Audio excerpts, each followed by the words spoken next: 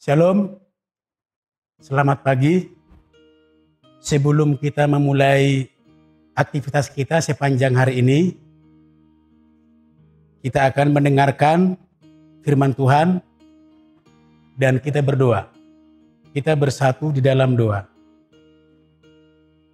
Terima kasih ya Tuhan Yesus atas segala berkat yang kami terima.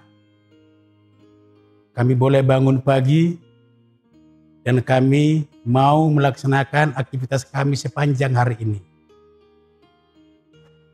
Sebelum kami memulai segala aktivitas kami ya Tuhan, kami ingin mendengarkan sebagian dari firman-Mu. Urapi kami, biarlah kami boleh mendengarkannya dengan baik. Boleh memahami ya Tuhan, dan boleh menjadi landasan aktivitas kami sepanjang hari ini. Biarlah aktivitas kami sepanjang hari ini, semua itu kami persembahkan untuk kemuliaan Tuhan Yesus. Berfirmanlah Tuhan, kami siap untuk mendengarkannya. Hanya di dalam nama anak-Mu Tuhan Yesus, kami berdoa dan mengucap syukur. Haleluya, amin. Firman Tuhan untuk kita pada hari ini diambil dari Yohanes 6 ayat yang ke-38. Demikian bunyinya. Sebab aku telah turun dari surga bukan untuk melakukan kehendak-Ku, tetapi untuk melakukan kehendak Dia yang telah mengutus aku. Sampai di situ pembacaan firman Tuhan. Bapak, Ibu, saudara-saudari yang terkasih dalam nama Tuhan Yesus Kristus, kita mulai dari sebuah pertanyaan. Mengapa orang-orang selalu resah dalam hidupnya? Atau, mengapa kita dalam menjalani kehidupan selalu ada keresahan? Secara akal manusia, kita menjawab karena kita banyak masalah, banyak rintangan yang kita hadapi dalam kehidupan. Baik itu masalah ekonomi, pekerjaan, masalah keluarga, dan banyak hal masalah. Sehingga jawaban secara akal manusia adalah karena kita banyak masalah, banyak rintangan. Padahal kehidupan ini tidak lepas dari masalah. Jawaban yang paling tepat adalah karena kita tidak menemukan kehendak Tuhan dalam kehidupan kita. Terus berikutnya, jika kita menemukan kehendak Tuhan dalam hidup kita, apakah ada alasan untuk resah?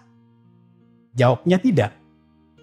Karena kehendak Tuhan dalam kehidupan kita sudah tahu. Rancangan Tuhan adalah rancangan yang paling indah dalam kehidupan kita. Terus pertanyaan berikutnya adalah, apa kehendak Allah sampai-sampai Allah itu sendiri turun dari surga, datang menjumpai manusia? Apa kehendak Allah dalam kehidupan kita? Bapak, Ibu, dan saudara-saudari yang terkasih, kalau kita baca di Yohanes 6 ayat 39 sampai ke 40 dikatakan demikian. Dan inilah kehendak Dia yang telah mengutus aku, yaitu supaya dari semua yang telah diberikannya kepadaku, jangan ada yang hilang, tetapi supaya kubangkitkan pada akhir zaman. Ayat yang ke-40, sebab inilah kehendak Bapakku, yaitu supaya setiap orang yang melihat Anak dan percaya kepadanya beroleh hidup yang kekal, dan supaya aku membangkitkannya pada akhir zaman. Artinya di sini adalah kehendak Tuhan dalam kehidupan kita adalah supaya jangan ada yang hilang. Yang pertama. Yang kedua, supaya kita percaya kepada Tuhan Yesus. Dan yang ketiga adalah dibangkitkan pada akhir zaman. Bapak, Ibu, dan saudara-saudari yang terkasih, sebenarnya kita ini adalah orang berdosa. Karena dosa dan pelanggaran kita itu adalah orang yang hilang. Akan tetapi, oleh karena kuasa kasih karunia Tuhan, kita dicari oleh Tuhan dan kita diselamatkan. Ya, kita dicari oleh Tuhan dan kita diselamatkan. Seperti ada yang tertulis dalam firman Tuhan di dalam Lukas 19 ayat 10. Dikatakan demikian. Sebab anak manusia datang untuk mencari dan menyelamatkan yang hilang. Jadi Tuhan datang mencari dan menyelamatkan kita. Keselamatan adalah kasih karunia Tuhan. Keselamatan itu adalah kehendak Allah. Berikutnya adalah kita sebagai buatan Allah yang diciptakan dalam Yesus Kristus. Apa respon kita terhadap keselamatan tersebut? Tuhan sudah datang mau mencari kita yang hilang. Karena kita adalah orang berdosa. Sebagai makhluk, kita sebagai ciptaan Tuhan. Yang diciptakan dalam nama Tuhan Yesus Kristus. Apa respon kita? Apa tindakan kita? Firman Tuhan, Efesus 2 ayat 10 dikatakan demikian. Karena kita adalah buatan Allah, diciptakan dalam Kristus Yesus, untuk melakukan pekerjaan baik yang dipersiapkan Allah sebelumnya. Ia mau supaya kita hidup di dalamnya. Yang pertama adalah kita melakukan pekerjaan baik. Itu respon yang harus kita berikan. Hidup dalam Tuhan. Melakukan pekerjaan baik maksudnya adalah melakukan kehendak Tuhan. Yang baik menurut Tuhan. Bukan apa yang baik menurut manusia. Itu beda. Standar Tuhan dengan standar manusia itu berbeda. Jadi ketika kita melakukan kebaikan, ukuran yang kita gunakan itu adalah ukuran dari Tuhan. Bukan ukuran atau standar manusia. Contoh. Misalkan menolong orang lain atau memberi bantuan kepada orang lain. Itu baik? Baik. Baik menurut Tuhan? Baik. Tapi ketika kita mau menolong orang lain, mau memberi pertolongan dengan motivasi supaya kita mendapat pujian dari orang lain, itu tidak baik. Ketika ukuran yang kita pakai dalam hidup ini adalah ukuran atau standar dari Tuhan, maka segala sesuatu yang kita lakukan adalah pekerjaan baik dengan ukuran dari Tuhan. Sehingga kita hidup dalam Tuhan.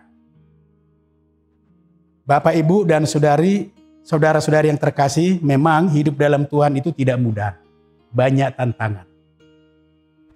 Seringkali cobaan atau rintangan yang kita hadapi membuat kita lemah, jauh dari Tuhan. Misalkan kita menghadapi masalah, sakit penyakit, pekerjaan, keluarga. Dan macam-macam masalah yang kita hadapi. Kadang kita bertanya, di mana Tuhan? Iman kita menjadi lemah.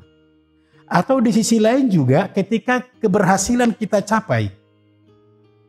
Kadang keberhasilan yang kita capai itu juga kita membuat semakin jauh dari Tuhan. Semakin tidak ada waktu untuk melayani Tuhan. Karena kita punya alasan, saya sibuk dengan pekerjaan. Saya sibuk dengan usaha. Padahal jauh sebelumnya Tuhan mempersiapkan kita untuk melakukan pekerjaan baik. Artinya Tuhan memperlengkapi segala sesuatu untuk kita agar mampu melakukan pekerjaan baik menurut ukuran Tuhan. Sekalipun banyak rintangan, sekalipun banyak masalah, sekalipun keberhasilan kita capai, kita tetap melakukan pekerjaan yang baik di hadapan Tuhan. Dan supaya kita hidup di dalam Tuhan. Bapak, Ibu, dan saudara-saudari yang terkasih, Marilah kita hidup tunduk pada otoritas Tuhan. Artinya hidup kita ini tunduk pada otoritas Tuhan. Tunduk terhadap kehendak Tuhan. Menjaga iman. Tetap percaya pada Yesus. Hidup di dalam Tuhan. Sampai Tuhan datang menjemput kita. Sehingga kita beroleh hidup yang kekal. Dan Tuhan membangkitkan kita pada akhir zaman. Amin. Kita berdoa. Terima kasih ya Tuhan atas firman yang boleh kami dengar. Tuhan ingatkan kami, biarlah kami selalu setia kepada Tuhan. Apapun permasalahan yang kami hadapi, apapun keberhasilan yang kami capai, semua itu biarlah kami boleh teguh. Dan Tuhan ingatkan kami, biarlah semua kami persembahkan untuk kemuliaan Tuhan dan ajari kami untuk melakukan pekerjaan yang baik sesuai dengan kehendak Tuhan dalam kehidupan kami. Kiranya biarlah Roh Kudus yang menguatkan kami ketika kami lemah. Biarlah Roh Kudus yang mengingatkan kami ketika kami jauh dari Tuhan. Terima kasih Tuhan, Tuhan berkati aktivitas kami sepanjang hari ini. Ampuni dosa dan pelanggaran kami ya Tuhan. Dan biarlah kami boleh saling mengampuni. Dan kami layak untuk menerima berkat dari Tuhan. Dan kami layak untuk pewaris tahta kerajaan Tuhan. Dan kami layak disebut untuk anak-anak Tuhan. Terima kasih ya Tuhan. Doa yang jauh dari sempurna ini, biarlah Roh Kudus yang menyempurnakan.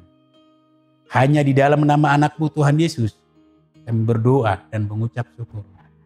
Haleluya. Amin. Shalom. Selamat beraktivitas.